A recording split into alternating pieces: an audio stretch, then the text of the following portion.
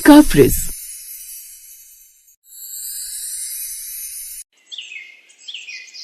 बहुत समय पहले की बात है। माधवपुर नाम के गांव में अशोक अपनी पत्नी राधा और 10 साल की बेटी अनु के साथ रहा करता था। वो पेशे से एक कुम्हार था जो कि मटके बनाकर बेचता था और उसमें से थोड़ा बहुत कमाता था। इसी से वो अपना परिवार चलाता था। एक दिन अशोक कड़ी धूप में मटके बना रहा था। तभी अशोक की पत्नी आकर उससे कहती है, जी आप मुझे भी मटके बनाना सिखाओगे? मुझे भी सीखना है। तुम मटके बनाना सीख कर क्या करोगे? जीवन में हर वक्त कुछ न कुछ बनाना सीखते रहना चाहिए ना जाने कब काम आ जाए। अच्छा ठीक है, तो मुझे मटके बनाते समय देख देख कर तुम भी सीख लिया करो। ठीक है जी। अब राधा भी उनके साथ मटके बनाना सीखने लगती है और कुछ ही दिनों में वो सीख भी गई। अब वो भी अपने पति की मदद करने लगी। वो भी ठीक ठाक मटका बना लेती और उन मटकों को रंग दे देती। दूसरे दिन अशोक मटके बेचने के लिए जाता है। ऐसे ही कुछ दिन बीत जाते हैं। अब दोनों पति पत्नी मिलकर मटके बनाते, जिससे वो जल्दी बन भी जाते और अशोक को अकेले धूप में ज्यादा देर तक बैठकर मटके नहीं बनाने पड़ते। राधा जल्दी से घर के सारे काम निपटाती और कामकाज में लग जाती। एक दिन अनु स्कूल में जाती है। तभी उसकी सहेली श्रुति उससे कहती है, तुझे पता है अनु, कल मेरे पापा शहर से फ्रिज लेकर आए। उसमें बहुत ठंडा पानी होता है और सब्जियां भी कई दिनों तक रहती हैं।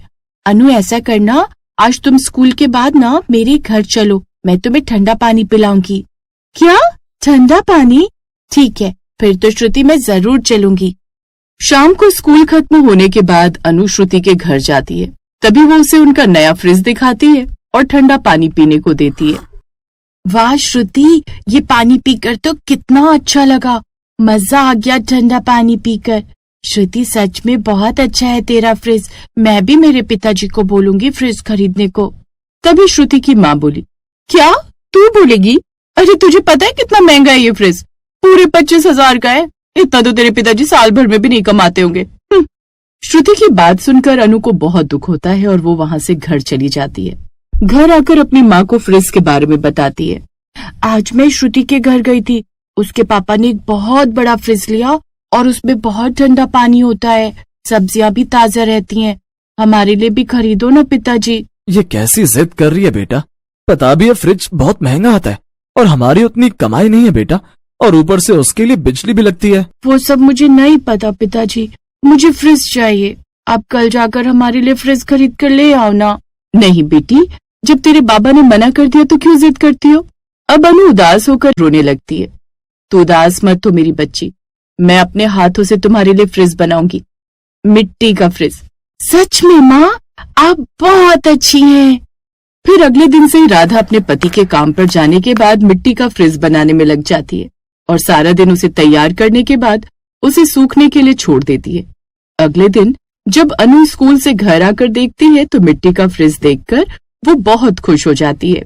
वाह माँ, आपने फ्रिज बना भी लिया, ये तो बहुत अच्छा है। अनु फ्रिज का पानी पीती है तो उसे बहुत ठंडा लगता है। वो खुश होकर उछलने लगती है। ये माँ, ये पानी तो श्रुति के घर के पानी से भी ज्यादा ठंडा है।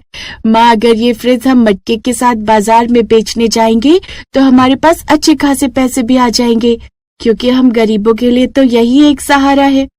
हाँ रे मेरी लाडली, ये तूने बिल्कुल सच कहा। शाम को जब अशोक घर आता है तो वो भी ये कमाल देखकर हैरान रह जाता है। अब अशोक और राधा और 4-5 फ्रिज बनाकर बाजार में बेचने लगते। आइए आइए, मिट्टी का फ्रिज ले जाइए। आइए आइए, ये ना तो महंगा है और ना ही इसमें बिजली का बिल ज्यादा आता है। साथ ही इसमें पानी बहुत ठंडा रहता है और सब्जियां भी कई दिनों तक खराब नहीं होती, और इसके लिए किसी इलेक्ट्रिसिटी की भी जरूरत नहीं है। आपको यकीन ना हो तो पानी पीकर देखिए। अरे वाह, ये तो सचमुच बहुत ठंडा है। मुझे भी एक फ्रिज दे दो। एक एक करके उसके सारे फ्रिज बिक जाते हैं और उस दिन उनकी बहुत अच्छी कमाई होती है। अब उसके फ्रिज की चर्चा पूरे गांव में होने लगती है और उनके पास फ्रिज के लिए ऑर्डर्स आने लगते हैं। अनु भी स्कूल में अपने माता पिता के बनाए फ्रिज के बारे में बताती है। पता है, मेरे माँ पिताजी ने मेरे लिए बहुत अच्छा मिट्टी का फ्रिज बनाया है। हैं? मिट्टी का फ्रिज? ये भी भला किसी ने देखा है? उसके सभी दोस्त हंसने लगते हैं। तभी क्लास का नवीन नाम का एक लड़का आकर, अरे सच में दोस्तों, ये सच सच बोल रही है। मेरे पापा ने भी इनके पिताजी से मिट्टी का फ्रिज खरीदा है और वो सच में बहुत अच्छा है। तभी उसके सारे दोस्त उसके घर मिट्टी का फ्रिज देखने आते हैं और हैरान रह जाते हैं। ये तो सचमुच का कमाल का फ्रिज है। अब मैं अपने मम्मी पापा को भी बोलूंगी कि ऐसा फ्रिज लेकर आए। मैं भी। आंटी, आपकी वजह से गरीबों को आज फ्रिज मिल रहा है, और वो भी इतना सस्ता, और वो भी बिना बिजली से चलने वाला। आपका बहुत बहुत धन्यवाद। अरे ऐसा कुछ नहीं बेटा, ये अनु ने जिद की थी फ्रिज की, तो हमने सोचा बनाकर देखते हैं। अब राधा और अशोक के मिट्टी के फ्रिज का व्यापार इतना बढ़ गया था कि उनको शहर से ऑर्डर्स आने लगे। अब अशोक के पास पैसे आने लगे थे। उन पैसों से अशोक ने अपने लिए घर बनवाया और अब वो सब हंसी खुशी से रहने लगे।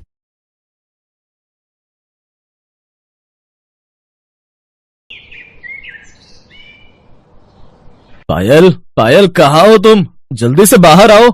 जी आई, अंदर हूँ। उमेश की आवाज सुनकर सरला भी बाहर आ जाती है। माँ, ये देखो कैसी रोटी बनाकर देती है तुम्हारी बहू। सरला रोटी देखती है तो सारी रोटियां जली हुई होती हैं। बहू, ये कैसी रोटी बनाई है तूने? पायल जैसी उन रोटियों को देखती है तो वो भी डर जाती है और बोलती है, माँ जी, मैं बहुत कोशिश करती हूँ रोटी ठीक बनाने की, फिर भी पता नहीं क्यों उस तवे पर रोटियां जल ही जाती हैं। अरे साफ साफ बोलो ना, तुमको खाना ही बनाना नहीं आता है। बात तवे पर क्यों डाल रही हो? और माँ, तुम बड़ी खुश होकर लेकर आई अपनी बहू को, अब भुगतो खुद। तुम तो मुझे ऐसे बोल रहे हो जैसे मैं इसको अकेले पसंद करके लाई थी। पसंद तो तेरी भी थी। ऐसा कहकर सरला और उमेश अपने अपने कमरे में चले जाते हैं और पायल वहीं एक कोने में बैठकर रोने लगती है। ये कहानी है विजयनगर शहर, जिसमें सरला नाम की एक औरत रहती थी। उसका एक बेटा था जिसका नाम उमेश था। वो अपने बेटे की शादी पायल नाम की लड़की से कर देती है, जिसके पिता कुम्हार थे।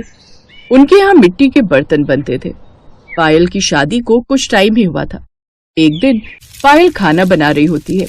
उसकी सास सरला उससे कहती है, बहू, मेरे लिए चावल बना देना, क्योंकि रोटी तो तुझे बनानी आती नहीं है। जली फूकी रोटी खाने से तो ठीक है, चावल खाकर काम चला लो। सास के कहने पर पायल सब्जी और चावल बना देती है। साथ ही गैस पर कुकर में चावल बनने को रख देती है और कढ़ाई में आलू मटर की सब्जी बना रही होती है। और जैसे ही कुकर में सीटी आती है तो कुकर का तलवा हल्का होने के कारण सारे चावल जल जाते हैं। तभी सरला को महक आ जाती है। हे प्रभु, कहाँ से आ गई ये बहू मेरे घर में, जिसको न रोटी बनानी आती है और न सब्जी। चावल बोला, वो भी कमबख्त ने जला दिए सारे। कुछ टाइम बाद उमेश भी काम से वापस घर पर आ जाता है और जैसे ही पायल सबको थाली में खाना परोसती है तो जलने की स्मेल आने लगती है। माँ, कहीं से जलने की स्मेल आ रही है। सरला को पता था चावल जल गए हैं और वो अपने बेटे से मुस्कुराते हुए कहती है, नहीं बेटा, ये जलने की स्मेल नहीं है, खाने में से खुशबू आ रही है। जैसे उमेश खाना खाता है वो अपने मुंह का निवाला बाहर निकाल देता है। पायल, ये सारे चावल जले हुए, कल भी रोटी जला दी, आज चावल जला दिए। मुझे नहीं खाना, ले जाओ। उमेश जी, आज तो मैंने कुकर में चावल बनाए थे, तब भी चावल जल गए। रसोई के सारे बर्तन खराब हो रहे हैं, जिससे रोज रोज खाना जल जाता है। आप यकीन कीजिए, मुझे खाना बनाना आता है। बस कर बहू, कितना झूठ बोलेगी। इन सब से साफ पता चल रहा है तेरी माँ ने तुझे कुछ नहीं सिखाया है। मुझे सदियों निकल गए इन बर्तनों में खाना बनाते हुए। तू कल की आई मेरे बर्तन में कमी निकाल रही है। ऐसे समय बीतता है और कुछ टाइम बाद पायल प्रेग्नेंट हो जाती है और एक दिन उमेश दूसरी लड़की से शादी करके घर लाता है, जिसे देखकर पायल कहती है, ये सब क्या है उमेश जी? तुम मेरे होते हुए किसी और से शादी नहीं कर सकते। तुम मुझे धोखा नहीं दे सकते। धोखा कैसा? पायल, तुम्हारे रोज रोज के ड्रामों से मैं तंग आ चुका था। उमेश जी, मैं तुम्हारे बच्चे की माँ बनने वाली हूँ। भगवान के लिए मेरे साथ ऐसा मत करो। तुमको यहाँ रहना है तो रह सकती हो, पर मुझे अब तुम्हारे साथ नहीं रहना। अरे अरे उमेश बेटा, तू क्यों इसके मुंह लग रहा है? उमेश, रीना बहू को अंदर लेकर आओ। उमेश उसको घर के अंदर लाता है। पायल वो सब देख नहीं पा रही थी, जिसके कारण वो अपनी ससुराल छोड़कर चली जाती है और अपनी सहेली ज्योति के घर कुछ दिन के लिए रहने लगती है, जब तक उसका पति बाहर गया हुआ होता है। कुछ टाइम बाद पायल को एक प्यारी सी बेटी होती है। ज्योति के पति के आने के बाद वो एक छोटे से किराए के कमरे में रहने लगती है। कुछ दिन बाद उसकी दोस्त ज्योति अपनी दोस्त पायल से मिलने आती है। अरे पायल, कैसी हो तुम? चांदनी भाभी बता रही थी कि तुम्हारी बेटी की तबीयत ठीक नहीं है। और ज्योति, कल से छवि को बुखार चढ़ रहा है, उतरने का नाम भी नहीं ले रहा। दवाई भी कई बार दे दी। थोड़ी देर बाद ज्योति पायल को बताती है, तुमको पता है मैं कल अपने हस्बैंड के साथ म्यूजियम गई थी और वहाँ पर सारे मिट्टी के बर्तन थे। वो पायल को म्यूजियम की फोटो दिखाती है, जिसे देखकर पायल कहती है, इस म्यूजियम में तो सारे पुराने जमाने के मिट्टी के बर्तन हैं। हाँ, बिल्कुल सही कहा तुमने। पुराने जमाने में सब लोग मिट्टी के बर्तन ही बनाते थे और इस्तेमाल भी करते थे। आज के टाइम में भी ज्यादातर लोग मिट्टी के बर्तन ही पसंद करते, क्योंकि घड़े का पानी कभी भी गैस नहीं बनाता। ठंड में मिट्टी के कुल्हड़ में चाय पीना पसंद करते हैं सब लोग, और गर्मी में भी खाना रख दो तो उसमें खराब नहीं होता। मिट्टी के बर्तन को देखकर पायल के दिमाग में बस मिट्टी का ही फितूर चलने लगा। थोड़ी देर बाद ही पायल किसी औरत के मुंह से अपना नाम सुनती है, तो वो झट से बाहर आती है। वो औरत और कोई नहीं, उसकी सास होती है, जिसे देखकर पायल हैरान हो जाती है। माँ जी, आपका ये हाल किसने किया, और आपके सारे कपड़े कैसे फटे हैं? बहू, मुझे माफ कर दो, मुझसे बहुत बड़ी गलती हो गई जो मैं तुम्हें ना समझ सकी। ये हाल मेरा रीना ने किया है। मैंने खाना बना कर दिया था जो उसको पसंद नहीं आया, और उसने मुझे बहुत मारा, घर से बेघर भी कर दिया। माँ जी, आप अंदर चलिए, आप रोइए नहीं। सरला अंदर आती है और एक प्यारी सी गुड़िया को देखती है। बहू, ये गुड़िया कौन है? माँ जी, आपकी पोती है। सरला छवि को सीने से लगाकर रोने लगती है और कहती है, बहुत प्यारी पोती है मेरी। थोड़ी देर बाद वो सब कुछ बताती है। बहू, तुम सही कहती थी, रसोई के सारे बर्तन खराब हो गए, जिससे खाना जल जाता था, और मैंने एक नहीं सुनी तुम्हारी। काश मैं तुम्हारी बात मान लेती। माँ जी, आप मुझे पूरी बात तो बताइए, आखिर हुआ क्या है, और उमेश जी ने क्या कहा? उमेश को उसने जेल भेज दिया है। ये बात सुनकर पायल हैरान होती है और अपनी सास को माफ कर देती है। कुछ टाइम बाद उसकी बेटी भी बड़ी हो जाती है। उसकी सास भी उसके पास ही रहने लगती है, जिसके कारण उसके घर में बर्तन की कमी पड़ने लगती है। एक दिन पायल अपनी सास से कहती है, माँ जी, आप तो जानती हैं कि मैं कुम्हार की बेटी हूँ और मुझे मिट्टी के बर्तन बनाने आते हैं। क्यों ना मैं घर के लिए मिट्टी के बर्तन बनाऊं? पायल अपने आसपास की मिट्टी को भर कर लाती और उसमें पानी मिलाकर अच्छे से मिट्टी के गोंदे बनाती है।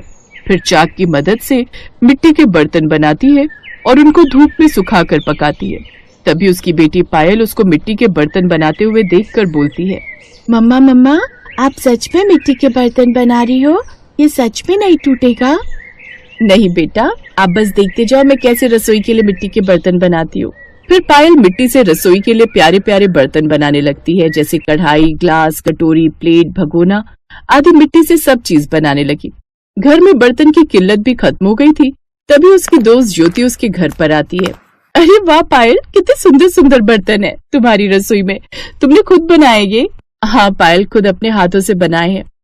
अरे पायल, फिर तो तुम अपना एक रोजगार भी शुरू कर सकती हो। क्यों ना तुम मिट्टी के बर्तन बनाकर बेचने लगो, और यहाँ पर सब लोग बहुत खरीदेंगे, क्योंकि पहाड़ी लोगों को मिट्टी के बर्तन में खाना बनाना और खाने का बहुत शौक होता है। ज्योति की बात मानकर पायल मिट्टी के बर्तन बनाकर बेचने लगती है और उसके बर्तन दूर दूर से लोग लेने आने लगे, जिससे पायल के मिट्टी के बने बर्तन बहुत बिकने लगे। एक दिन पायल की बेटी छवि बड़ी होकर वकील बन जाती है और वो अपने पिताजी का कोर्ट में केस लड़ती है और अपने पिता को जेल से बाहर निकाल लेती है। उमेश पायल के पैरों में गिरकर फूट फूट कर रोने लगता है और अपनी बेटी पर गर्व करता है। सब लोग खुशी खुशी मिलकर रहने लगे।